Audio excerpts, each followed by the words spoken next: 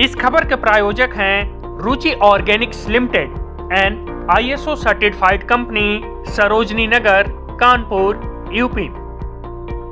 माननीय अध्यक्ष महोदय, सबसे पहले इस पवित्र सदन में मैं आपको धन्यवाद देना चाहता हूं। सभापति महोदय को धन्यवाद देना चाहता हूं। लगातार रात के 1:30 बजे तक इस विषय पर हमने माननीय सदस्यों के विचार सुने।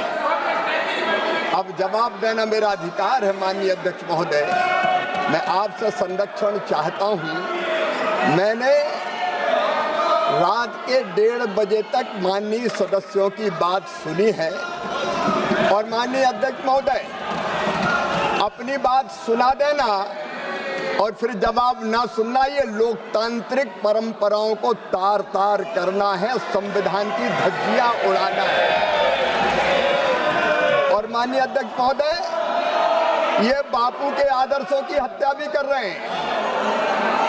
अपनी बात सुना दो और हमारी ना सुनो, ये भी तो हिंसा है। माननीय अध्यक्ष महोदय, ये बापू के आदर्शों की हिंसा करने का पाप कांग्रेस और बाकी विपक्ष कर रहे हैं। माननीय अध्यक्ष महोदय, सबसे पहले मैं पूज्य बापू के चरणों में प्रणाम करना चाहता हूं। बापू हमारी श्रद्धा है, बापू जी हमारे आदर्श हैं, बापू हमारी प्रेरणा है, बापू हमारा विश्वास है। और इसलिए माननीय अध्यक्ष महोदय, भारतीय जनता पार्टी ने अपनी पंच निष्ठाओं में गांधी जी के सामाजिक आर्थिक दर्शन को स्थान दिया है। हम गांधी जी के आदर्शों पर चलने वाले हैं। और गांधी जी ने ही कहा था, गांधी जी ने कहा था, गांव भारत की आत्मा है, अगर गांव मर जाएंगे तो भारत मर जाएगा। माननीय अध्यक्ष महोदय, मैं प्रार्थना करना चाहता हूं, है अपना हिंदुस्तान कहाँ, वो बसा हमारे गांव में। ये बिल गांव के विकास का बिल। माननीय सदस्यों ने, प्रतिपक्षी मित्रों ने कई तरह के आरोप लगाए। एक बात ये कही कि हम भेदभाव करते हैं। माननीय अध्यक्ष महोदय, सारा देश हमारे लिए एक है। चेन्नई हो या गुवाहाटी, अपना देश अपनी माटी। अलग भाषा अलग वेश, फिर भी अपना एक देश। मैं इनको बताना चाहता हूं, अटल जी ने क्या कहा था। माननीय अध्यक्ष महोदय, हम देश के किसी भी राज्य के साथ भेदभाव नहीं करते। हमारे नेता अटल बिहारी वाजपेयी जी ने कहा था, ये देश हमारे लिए जमीन का टुकड़ा नहीं है, जीता जागता राष्ट्र पुरुष है। कश्मीर इसका मस्तिष्क है, हिमालय इसकी शिखा है, पंजाब और बंगाल इसके दो विशाल बाहु है, दिल्ली दिल है, विंध्याचल कटी है, नर्मदा करदनी है, पूर्वी घाट और पश्चिमी घाट इसकी दो विशाल जंगाएं हैं, कन्याकुमारी इसके पंजे हैं, सागर इसके चरण पखारता है, सूरज और चंद्रमा इसकी आरती उतारते हैं। ये वीरों की भूमि है, ये सूरों की भूमि है, ये ऋषियों की भूमि है, महर्षियों की भूमि है, ये तर्पण की भूमि है, ये अर्पण की भूमि है। हम जिएंगे तो इसके लिए, और अगर कभी मरना पड़ा तो मरेंगे भी इसके लिए। और माननीय अध्यक्ष महोदय, मरने के बाद अगर हमारी राख भी गंगा जी में फेंक दी गई तो वहां से भी एक ही आवाज आएगी, भारत माता की जय, भारत माता की जय। माननीय अध्यक्ष महोदय, भारत माता हमारे बचपन का झूला, जवानी की फुलवारी और बुढ़ापे की काशी है। इस देश का संपूर्ण विकास, माननीय अध्यक्ष महोदय, ये मोदी सरकार का कर्तव्य है। लेकिन माननीय अध्यक्ष महोदय, विधेयक पर चर्चा करते हुए कई तरह की चर्चा की गई, संघ को भी व्यर्थ में घसीटा गया। आज मैं कहना चाहता हूं, इस महान सदन में संघ व्यक्ति निर्माण में विश्वास करता है, देशभक्त, चरित्रवान निष्ठावान, ईमानदार, परिश्रमी, अपने लिए नहीं समाज के लिए जीने वाले कार्यकर्ताओं की मालिका खड़ी की है हिंदुस्तान में, तो राष्ट्रीय स्वयंसेवक संघ ने की है। हमारे संघ के विचार कभी भी सीमित और संकीर्ण नहीं रहे। व्यक्तिगत हितों से ऊपर उसके हजारों लाखों कार्यकर्ता राष्ट्र के निर्माण के पवित्र काम में लगे हैं। परम पूज्य सरसंघ चालक श्रीमान मोहन भागवत जी के विचार पढ़ लीजिए।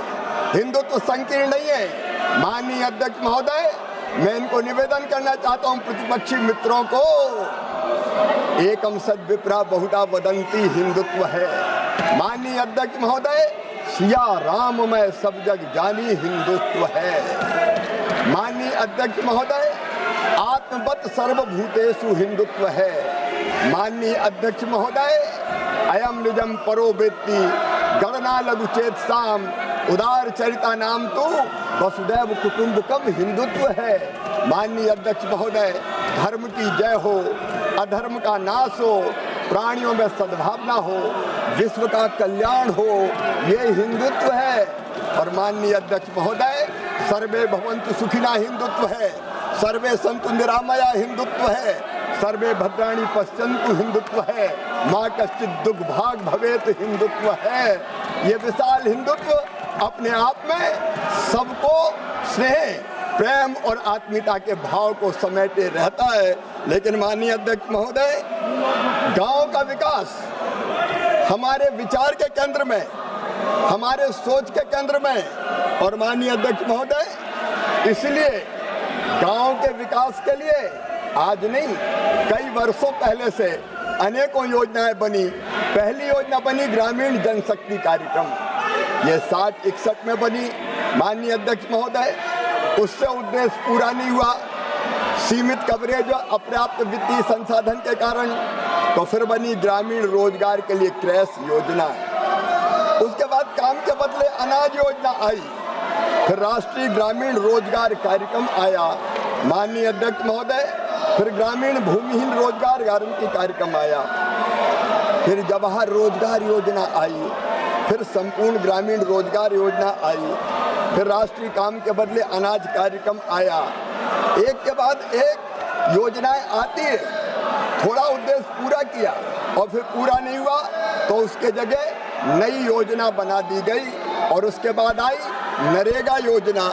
माननीय अध्यक्ष महोदय, मैं निवेदन करना चाहता हूं, नरेगा का नाम पहले महात्मा गांधी जी के नाम पर नहीं रखा गया, वो तो नरेगा थी।